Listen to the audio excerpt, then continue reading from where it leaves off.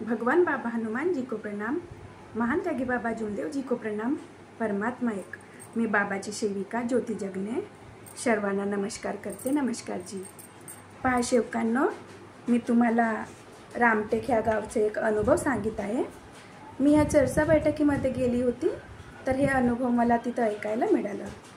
पहा सेवकांनो, बंडूभाऊ नागतोडे आणि त्यांची पत्नी सावित्रीबाई नागतोडे यांचे परिवार सुखाने राहायचं, पण त्यांच्या डोळ्याची रोशनी नव्हती। ते दोघे पती पत्नी आंधळे होते। पहा, आंधळे होते आणि ते आपलं जीवन जगायचे असे खूप त्यांनी भगवंताला हात जोडले, मंदिरात गेले, पण त्यांना काही आराम व्हायचा नाही। त्यांना परमात्मा एक मार्गाचा एक सेवक मिळाला आणि त्या सेवकाने त्यांना सांगितलं, त्यांनी विचारलं बंडूभाऊ नागतोडेंनी की आमच्यावर एवढी आपत्ती येत आहे आणि माझ्या पत्नीची आणि माझ्या डोळ्याची रोशनी नाही आहे, तर आम्ही कसं काय करायचं? एका सेवकाला तिथलेच रामटेकच्या विचारलं। त्या सेवकाने त्याला सांगितलं की तुम्ही परमात्मा एकचा मार्ग पकडा आणि या मार्गामध्ये तुम्ही शब्द मांडा बाबाच्या समोर, भगवंत ते शब्द पूर्ण करतो। पहा सेवकांनो, ते बंडूभाऊ नागतोडे आणि त्यांची पत्नी सावित्रीबाई नागतोडे परमात्मा एकचा मार्ग घेतला आणि मार्ग घेतल्यानंतर त्यांनी कार्य वगैरे चांगलेच केले आणि त्यांनी शब्द मांडलं की आमच्या डोळ्याची रोशनी यायला हवी भगवंताच्या समोर। पहा, त्यांच्या भगवंतांनी ऐकलं आणि त्यांच्या डोळ्याची रोशनी आली। काही वर्ष गेले, त्यांचं जीवन सुखाने जगायचं आणि दोघे पती पत्नीची जी रोशनी नव्हती, ते रोशनी आलेली होती दोघांना।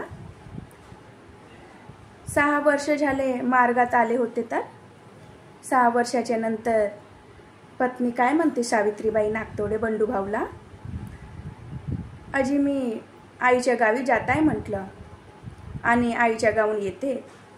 सावित्रीबाईने बंडूभाऊला म्हटलं की मी आईच्या गावी जाते आणि मला खूप आठवण आली आहे, पण बंडूभाऊने कोणते शब्द वापरला की तू जाऊ नको, आपण आता नवीन मार्गात आलो आहो आणि हा मार्गात आपण चांगल्याने कार्य वगैरे करत असतो। शब्द वगैरे मांडितलं, बाबांच्या समोर शब्द मागितलं आणि बाबांनी ते शब्द पूर्ण केलं आणि आपल्या पती पत्नीच्या डोळ्याची रोशनी आली। पतीने पत्नीला समजवलं, पत्नीने जिद्द पकडली की मी आईच्या घरी जाणारच। सावित्रीबाई नागतोडे आईच्या घरी जायला निघाली आणि बंडूभाऊ नागतोडे बाबाच्या समोर कसं शब्द म्हणतो पहा, की आमची जशी जी लाईफ होती, आमची जशी आधी परिस्थिती होती, तसे भगवंताच्या समोर त्यांनी शब्द मांडलं की आमची आधी जशी परिस्थिती होती तशीच तुम्ही भगवंता करून द्या।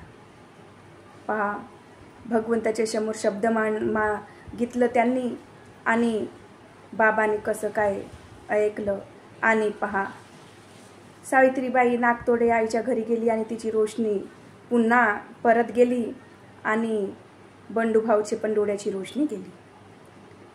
म्हणून शब्द प्रेमाने वापरा आणि शब्द सांभाळून बोला।